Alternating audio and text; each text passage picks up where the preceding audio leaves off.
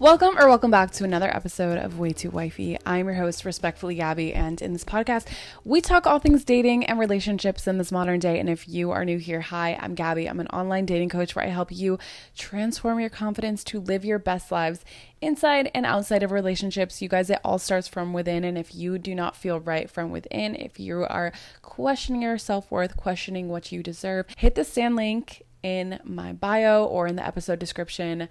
I have a couple different options for you. So I have a one-off session where you can book just a one call for 30 minutes to an hour, whichever one you prefer. And then I also have a write-in option if you're like, Gabby, I just want to write down my problem, see what advice you can give me. I love writing back to you guys. So that's another option. I also have an 8-week transformation program that I have people in right now. So the next one's probably not going to be until February time. So hit the discovery call if you're interested in signing up. Hit that link now. Also, if you have not done so already and you have been watching this podcast, you've been listening to it on a weekly basis, the least that you can do, the very small favor that I ask from you in order for me to keep this podcast going, is to please hit that subscribe button, turn on your bell notifications so you'll never miss another episode, and leave that 5-star rating, leave that thumbs up wherever you're watching this. There is some kind of rating system that you can use.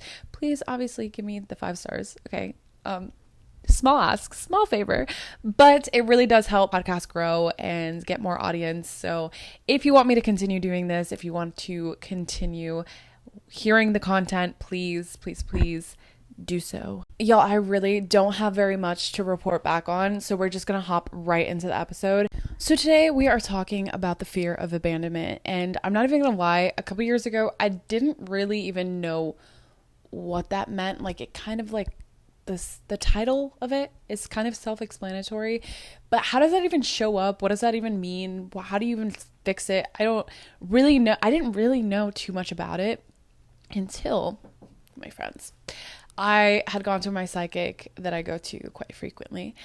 Not quite frequently, probably a couple times a year. But I went to her a couple years back. Look, why am I not finding my husband? Like, what's going on? Why am I not attracting my soulmate? I need, like, please tell me if there's something wrong with me. Please tell me. And that would be great. And then she goes to me very seriously. She's like, Gabby, you have the fear of abandonment, and it's until you fix that, you're not attracting the right people. And I was like, first of all, watch your tone, watch how you speak to me. Okay, I am fine. All right, there's nothing wrong with me. But deep down I knew that, like, obviously something was off, right? Because why am I attracting these people in my life? I'm gonna take accountability at some point, but I didn't really know what she was talking about, or like what that entailed, or how that even showed up in my life, until I started like learning about it and noticing that I have every single symptom of the fear of abandonment. He was like, you know what? You're totally right, but I don't know how to go about fixing this. And so I did a lot of work for a while. So I do have like a fast track now. If you are looking to heal this aspect of yourself, please reach out to me. But I want to get into like kind of how to spot it and what even is the fear of abandonment, right? So let's get into it.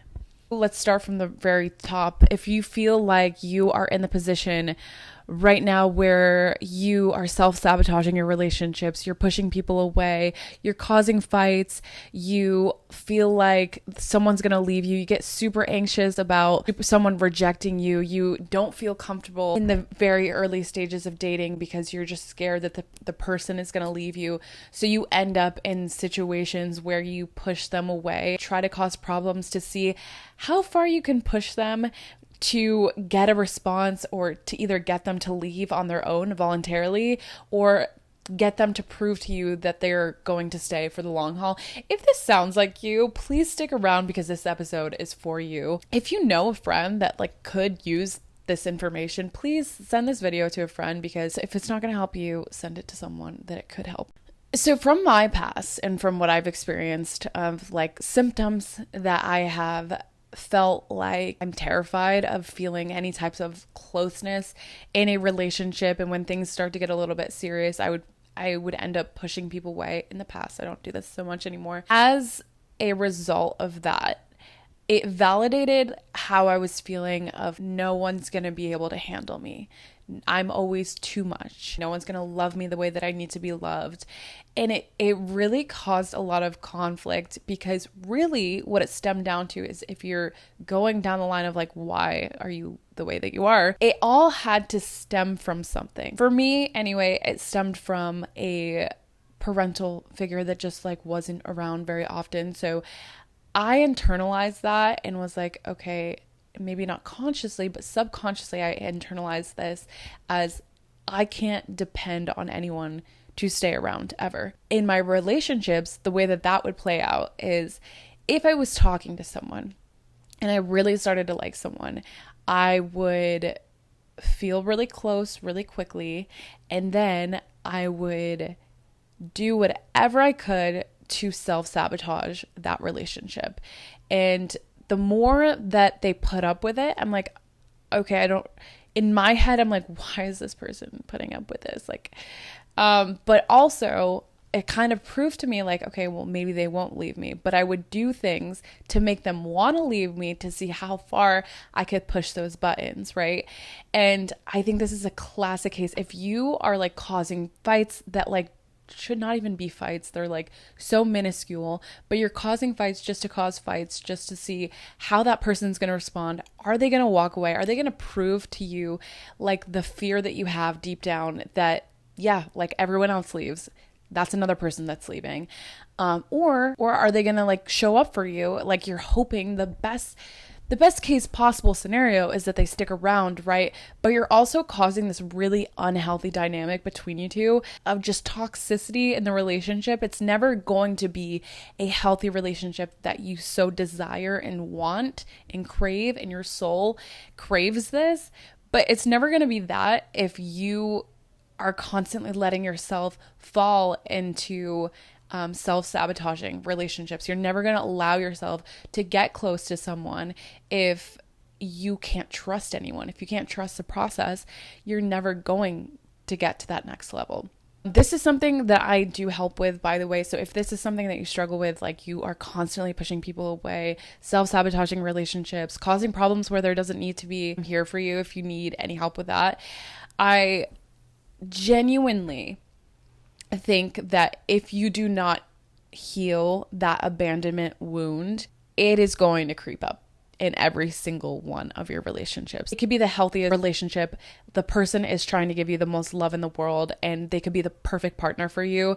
But if you still feel like you can't trust the process, you can't trust anyone, then it's going to keep showing up for you, and you're going to push away what was actually meant to come into your life as a real connection and real love. We move towards what's familiar, not necessarily what's best for us. This allows you to predict the future, and it gives you some kind of sense of control that you feel like you need. So if you're stuck right now and you're like, is this me? Maybe it's not me. Here are some symptoms. I'm going to give you 5 symptoms of what might show up if you are experiencing the fear of abandonment. And if so, work on healing that to move towards a healthier lifestyle, healthier relationship. Because if you don't fix the things from the past and acknowledge the wounds, it's going to cause chaos. Like I've been saying every single episode, it's going to cause chaos in your life, in your love life. If you love the chaos, if you love the ups and downs, then by all means, like continue down the path that you're going. But at some point it does get old and you get tired. If you're not sick and tired of being sick and tired, then by all means, keep doing what you're doing. But if you're sick and tired of the way things that are panning out for you, it took me a really long time to get to this point where I don't feel like every single person's going to leave me, where I feel secure in how I'm showing up in relationships. It took me a very long time. And this most recent thing that happened to me, where someone was showing me their abandonment wounds, I was like, wow, I have grown so much. It was like looking at me from a microscope in someone else, because I used to have the same types of behavior where I would cause micro fights and cause tears in the relationship. So I would have a reason to justify leaving and getting out of the relationship, because I'm like, this must not be for me. If there's so many problems, this must not be for me. Where I was the one causing the problems. Okay. So taking responsibility, I think, is like huge, but again, you have to be real with yourself. If this is something that you can deal with in your life, then by all means, you probably shouldn't even be listening to this podcast. But if you're like, I'm tired of attracting the same shit, I'm tired of everyone leaving, I'm tired of acting this way, I'm just sick and fucking tired, let me help you. Okay. But here are some symptoms. Let's get into it. Number one, overanalyzing communication, noticing small shifts in their behavior, small shifts in their communication. All I can say is like, yes, I get it. I've been there, done that. And usually I'm pretty accurate, right? Because I sense that someone's pulling away. You can usually sense when someone's pulling away their energy, but it's how you react to it. Are you going to have a fucking meltdown, or are you going to let it go and see if things pan out, or say something when it's actually bothering you, but saying it in a way where you're not like coming for the other person or trying to start an argument or whatever the case is. If that person, first of all, if you bring up something that you're feeling and that person's not able to soothe the way that you feel, and you're coming to them in a very calm and collected manner, and they're not able to soothe how you're feeling, that might not be your person, because I can guarantee you the right person's gonna be like, oh my God, I'm so sorry, didn't realize, I've just been really busy, like it's really nothing against you, and I still have feelings for you, like giving you the validation. But if it's a constant ongoing thing where you're like, today feels off, what's going on? Today feels off, what's going on? Do you still love me? Do you still care about me? It's going to grow old at some point. But if it's like a here and there, like, hey, I noticed some things feel off, like, is everything okay? Like, being able to address things when you need it. But if you need validation every single day from your partner or whoever you're talking to, you probably need a little bit of work in this area. Number two, you're avoiding vulnerability. So you don't want to speak up about your feelings. What I was just saying kind of leads into this as well, of like, you're scared to speak up about how you feel. You don't want to fully be yourself. You don't want to tell them what's wrong because you're scared it might rock the boat a little bit. You're scared they might be mad. You're scared of how they're going to react. So you just keep it and let it boil inside of you of like, something feels off, but I don't want to say anything because I don't want them to think that I'm insecure. I don't want them to think that I constantly need validation from them. Allowing yourself to speak up when you need to is so important, and being able to be vulnerable with your partner of how you feel is so fucking important, because the right person for you is gonna listen, and they're going to try to make you feel comfortable, right? Like, you don't want to be with someone who's like, that's fucking dumb, that you're dumb. You don't want to be with someone like that. And if you do, I'm sorry for you, and let's maybe fix that. Oh my God, it's 555 on the dot. Anyway, number three, you're testing your partner. I've kind of already gone over this, but if you are testing them, you're pushing their buttons, you know what is going to make them kind of irritated. So you push the buttons, try to start micro arguments. What you're really doing is trying to look for reassurance that that person is still committed to you. When people are hurt, they need love the most, but they ask for it in the most unloving ways. You start causing arguments to make sure that person is still on board with you. They're not just gonna up and leave whenever they want to, because when you do cause arguments, it's an easy out for the other person. Like, okay, I can't handle this, I'm done, I'm out. So you're trying to push that person to their limits to see how much they're gonna fight back for you. And I can tell you right now, huge symptom, huge sign. But moving on to number four, if you're acting outlandishly jealous and possessive. So if you feel like you can't even have your partner talk to someone else, you can't have them look at someone else, you're scared of what are they doing, who are they talking to. What's really going on here is that you feel threatened by others because you're scared that your person is going to leave you and find something better. Huge in this area. If you're experiencing like a huge amount of like jealousy and possessiveness, they have to be under your microscope, because you're scared that that person is going to leave you. I have been here many times. More often than I would like to admit. But honestly, since I've healed my wounds of abandonment, I am so secure in myself. I'm so secure in the relationships that I do see myself in. Anyone that I'm talking to, I feel very secure in myself. I don't even care who they're talking to, because honestly, what it comes down to is that I just feel like I'm the best option. And if they don't feel that I'm the best option, then kudos to you. Like, you found your person, or if you don't think that I'm your person, then we can both keep it moving. We both maybe want different things, and that's fine. But I feel very secure in who I am because I've healed that part of me. I think like a little bit of jealousy or a little bit of like, ooh, whatever is fine. And I think that that's normal. If it's getting out of hand, like you can't function because you're scared of who they're dealing with, who they're around, probably a really big sign that you have some type of abandonment wound. And then number 5, attracting the same types of people that you know deep down are not meant for you, but you're willing to entertain them. It's these situationships that I'm talking about. I'm willing to put up with it. I know it's not my person. Deep down, you can subconsciously, you know this. Maybe you don't want to admit it. Maybe you don't want to admit it out loud, but deep down, you know that this person is not the right fit for you. But the thing is, we keep them around, not because we think that maybe it could go somewhere, because deep down we know, but we keep them around because we can predict the outcome. It feels safe. We know deep down that inevitably, the way that this is going to end is that person is either going to leave or I'm going to end up leaving them first. And that is something that I can predict. That is something that I know. And in turn, I feel much safer being in this situation. Again, we don't always go for what's best for us. We go for what's comfortable with us and what we're used to.